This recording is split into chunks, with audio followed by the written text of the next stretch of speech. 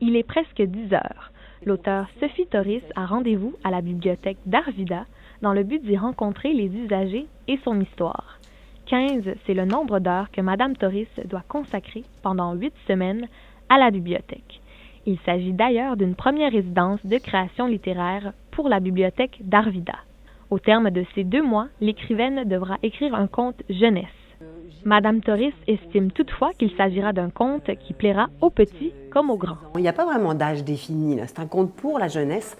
Je pense qu'un conte, ça peut s'adresser aux tout petits comme aux adultes. Il y a toujours une histoire de double sens dans un conte. Donc, ça va être ma mission un petit peu de faire un conte familial, si on peut dire, qui puisse intéresser à la fois les enfants et les adultes. Afin de puiser de l'inspiration pour l'histoire qu'elle devra écrire, Madame Toris a spécialement créé un tableau sur lequel des exercices sont affichés. Donc chaque semaine, il va y avoir comme un petit exercice ou un petit devoir pour m'aider, pour nourrir en fait mon inspiration.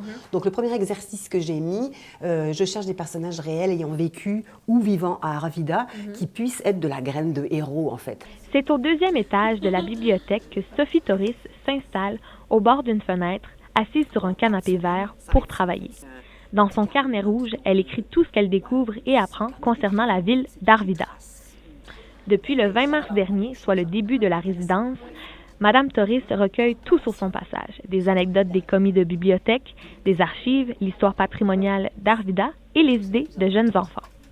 Mon héros de conte, il devrait avoir quelle qualité? Sauver le monde. Sauver le monde! Sauver Arvida! Sophie Toris se donne alors 4 semaines pour puiser ses sources d'informations, notamment auprès du CORPA, le comité organisateur pour la reconnaissance du patrimoine d'Arvida. Sophie Toris n'attend plus que la visite des usagers de la bibliothèque pour donner vie à son conte.